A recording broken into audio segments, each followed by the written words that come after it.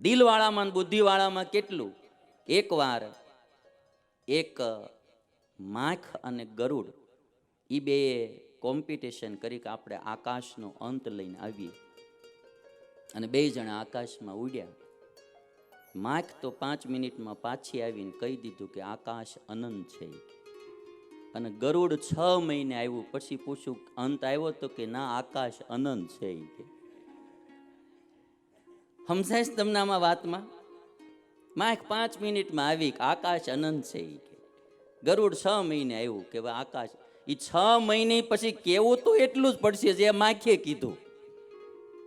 એમ અમુક ઈશ્વરની બાબત, અમુક જીવનની બાબત દિલવાળો માણા 5 મિનિટમાં કહી દે કે આ અનંત છે. બુદ્ધિવાળો 6 મહિને કહે, પણ અંતે તો ત્યાં જ આવવું પડશે. એટલે બુદ્ધિની બી જરૂર છે, નથી જરૂર એવું નહીં. મારી વાતને બધા સમજવાની કોશિશ કરજો. એની જરૂર છે, પણ પ્રધાન દિલ રહેવું જોઈએ. જ્યાં ક્યાંય સર્જન થયા છે એ દિલવાળા માણસોથી થયા છે. એ દિલવાળા માણસોથી થયા છે. અબ્દુલ કલામ બુદ્ધિ વિનાના તો નહોતા, સાયન્ટિસ્ટ હતા. પણ આપણે એના જીવનમાં એક એક પ્રસંગ જોવો, સમાજ પ્રત્યેની ભાવના જોવો, બાળકો પ્રત્યેનો પ્રેમ જોવો. એ મુસલમાન હોવા છતાંય એની હિન્દુ પ્રત્યેના, હિન્દુ સંતો પ્રત્યેની એની લાગણી જોવો. ભાવ ને દિલ એ બધું એક કરે, એક કરે. બુદ્ધિઓ જ બધું નોખું પાડ્યા કરે, બુદ્ધિઓ જ વધારે અભાવ ગુણ લેવડાવે. તમે જોજો, જે ઘરમાં બધા જ બુદ્ધિશાળી ભેગા થયા હોય ને, એ એક ટેબલે ખાય ન શકે. એને કરી બુદ્ધિઓ જ લડાવતા હોય, અને ભેગું રહેવું બહુ મુશ્કેલ થઈ પડે. એટલે હું આમાં ઘણી વાર બધાને આવડાને કાંઈક કહું ને, આટલી ખબર નથી પડતી, એટલે એ કે નથી પડતી ને એમાં સારું છે. બહુ ખબર્યું પડવા મળે ત્યાં માણસ ભેગા નથી રહેતા. આ તમે આમ જોવો ને, અમુક જગ્યાએ નકરી બુદ્ધિઓ જ લડાવ્યા કરતા હોય. પતિ પત્ની હોય તો એકાબીજાના ગાળિયા નાખ્યા કરતા હોય, ભાઈ ભાઈ હોય તો એમ જ કરતા હોય, પાર્ટનરો નકરી બુદ્ધિઓ જ લડાવતા હોય. હક કોઈ ન આવે. એટલા માટે મારે આ વાત કહેવી કે ભગવાન છે એ ભાવને વશ છે. સૌથી પહેલા મારા ને તમારામાં સ્નેહ ઉત્પન્ન થવો જોઈએ. સ્નેહ ઉત્પન્ન થાય ને ભાઈ, તો આખું કામ થાય. એટલા માટે આ વાત આવી. નાસ્તિ તેષુ જાતિ વિદ્યા રૂપ કુલ. રૂપની વાત મેં કુબજાની કરી. કુળનો ભેદ નથી. પ્રહલાદજી અસુર કુળમાં જન્મ્યા, એની માટે સ્પેશિયલ નૃસિંહ ભગવાને અવતાર ધારણ કર્યો. એ નથી જોતા કે આ કુળ કયું છે. અસુર કુળમાં જન્મેલા પ્રહલાદ, પણ એની માટે ભગવાને નૃસિંહ રૂપ ધારણ કર્યું. કુળ ભેદ ભગવાનને નથી, ધનનો ભેદ ભગવાનને નથી. હા, કે શ્રીમંત હોય કે ગરીબ, ગોપીઓ ક્યાં શ્રીમંતો હતી આ લોકમાં, પણ ભગવાન એને વશ વર્ત્યા, કારણ કે એની પાસે ભાવરૂપી ધન હતું. ક્રિયાદિ ભેદ નથી. કોઈ મોટા મોટા યજ્ઞ યાગાદિ, કોઈ મોટા મોટા અનુષ્ઠાનો ન કર્યા હોય. કુબજાએ હું અનુષ્ઠાન કર્યું ભાઈ? ખાલી ભાવ, દિલનો ભાવ. એટલે નારદજી કહે છે કે નાસ્તિ તેષુ જાતિ વિદ્યા રૂપ કુલ ધન ક્રિયાદિ ભેદ. સૂત્ર નાનું છે પણ બહુ ગૂઢ સૂત્ર છે નારદજીનું. અને પછી નારદજી કહે છે યતઃ તદીયાહ. આ ભેદ ભગવાનને નથી શું કરવા? કે બધા જ એના છે. ભાવ જાગે એટલે ભક્ત એનો બની જાય. એનો બની જાય પછી ભગવાન બીજું કાંઈ જોતા નથી, જાતિ બાતિ કાંઈ જોતા જ નથી. અને આ જે ભાવની વાત છે ને, ઘણી વાર હું આમ જોઉં ને, ભાગવતમાં મારે તમને બીજા 2 પ્રસંગ નાના નાના કહી દઉં. એક તો દરજીનો. ભગવાન દરજી પાસે ગયા, કપડાં બધા લઈ લીધેલા બધા માટે, ગોવાળિયાઓ માટે મથુરામાં. અને દરજીની દુકાને ગયા એટલે દરજીએ તરત ભગવાનની સેવામાં લાગી ગયા અને બધાના કપડાં હરખા કરી દીધા. લાંબા ટૂંકા હોય ને જરા, એ બધાના સરખા કરી દીધા. ભાગવતમાં એમ લખ્યું, ભગવાન કૃષ્ણે એટલું પૂછ્યું કે ભાઈ આની સિલાઈના પૈસા કેટલા થશે? એમ, સિલાઈના પૈસા કેટલા થશે? એટલે દરજીએ કીધું કાંઈ મારે જોતું નથી, બસ તમારી કૃપા થાય એટલું, બીજું મારે કાંઈ જોતું નથી. આવો ભાવ દરજીનો જોયો ને. ભાગવતમાં શું લખ્યું?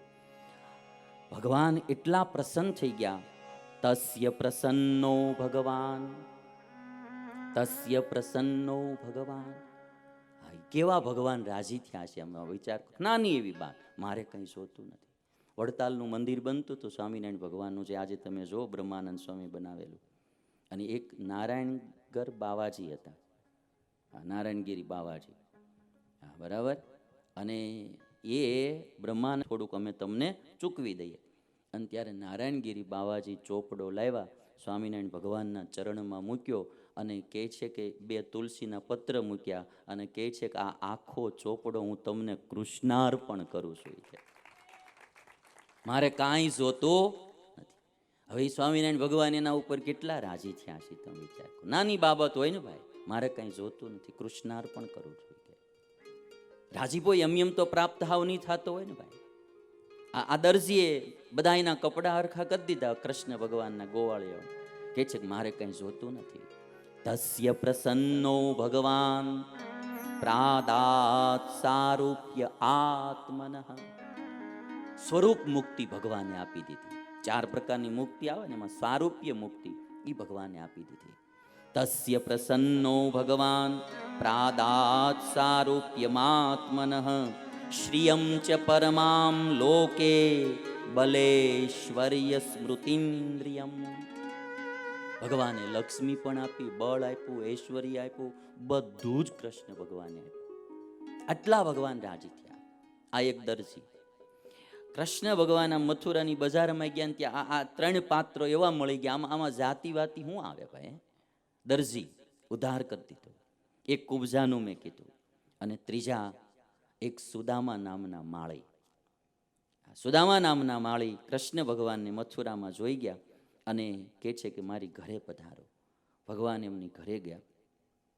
સુદામા નામના માળીએ કૃષ્ણ ભગવાનની અને બધાય ગોવાળિયાની, બલરામની, બધા ગોવાળિયાઓની પૂજા કરી, ભાવથી પૂજા કરી. બધાની ફૂલહાર પહેરાવ્યા. માળીને પોતાના હાર એટલે બધાને હાર પહેરાવ્યા અને પછી પ્રાર્થના કરી. સુદામા નામના માળીએ પ્રાર્થના એવી કરી કે આજ મારો જન્મ સફળ થઈ ગયો, આજ મારો જન્મ સફળ થઈ ગયો અને આજ મારું કુળ પવિત્ર થઈ ગયું. હે ભગવાન, તમે અમારે ત્યાં પધાર્યા. 11-12 વર્ષની ઉંમર કૃષ્ણની, પણ ભાવ જ એવો જાગ્યો તો કહે છે કે આજ અમારો જન્મ સફળ થઈ ગયો, અમારું કુળ પવિત્ર થઈ ગયું. અને ત્યારે ભગવાને એટલા બધા રાજી થયા. ભગવાન કહે છે કે તમારે જોઈએ તે વરદાન માંગી લો, કૃષ્ણ ભગવાન કહે. અને ત્યારે સુદામા નામના માળી ભક્ત હોય પાછો માગે હું ઈ તમે જોજો. કાંઈ આ લોકનું ન માગ્યું. શું માગ્યું? સોપી વવ્રે ચલામ ભક્તિમ, અચલ ભક્તિ માગી. બસ દેવી હોય તો મને એકદમ અચલ ભક્તિ આપો, ક્યારેય ચલાયમાન ન થાય, ક્યારેય તૂટે નહીં એવી અવિચલ ભક્તિ મને આપો.